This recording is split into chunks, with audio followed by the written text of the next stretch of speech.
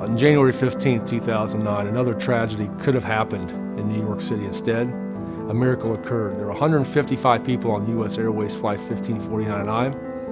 Just one of those that day that were blessed. Well, the next few minutes, I want to share with you that experience. Some of the things I was thinking that day, and two things I really think contributed to the outcome: the impact of the American Red Cross and the power of faith. And one thing I'd like for you to think about as you listen to me speak: the time that plane took off from LaGuardia, the time it crashed into the Hudson River, the time I got to the hospital, it was only about 30 minutes. So I truly believe that I was supposed to be on that plane for a reason. I saw fire coming out from underneath the left wing, so I knew something had happened. But I travel so often, the first thought in my mind was, he lost an engine, because no one knew at that point in time. And as soon as he crossed over the bridge, he said the only 3 words he said the entire time on this plane. He said, "Brace for impact." And it was a hard hit. But when I came back up, I opened my eyes up, I looked out the window, and I saw light. So I knew I had a shot, but I wasn't out yet.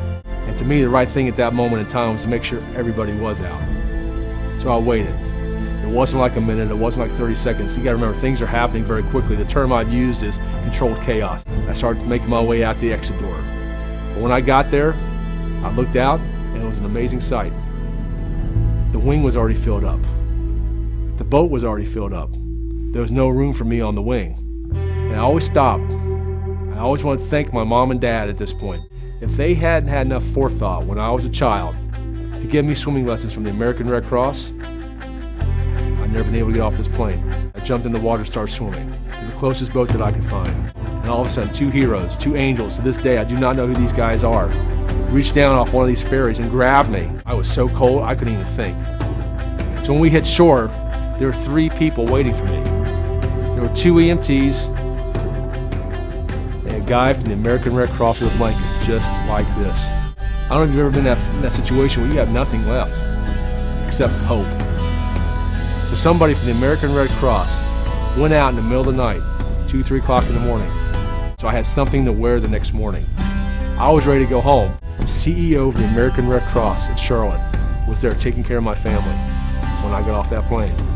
And that is why I speak nationally now for the Red Cross. The Red Cross impacts people every day. Who am I going to impact today? They take people who are suffering, whether it's a fire, whether it's a tornado, whether it's a hurricane, whether it's a military situation. They help people get through it, endure through it. They have hope going forward that life will be better for them because of the Red Cross. But in 14 hours on January 15th and January 16th, I had 3 Red Cross experiences. And the most important one was the Red Cross taking care of my family. I never thought I needed the Red Cross, but now I know why I need the Red Cross and why you need the Red Cross. Please consider giving anything you can, because you never know when that day may come for you.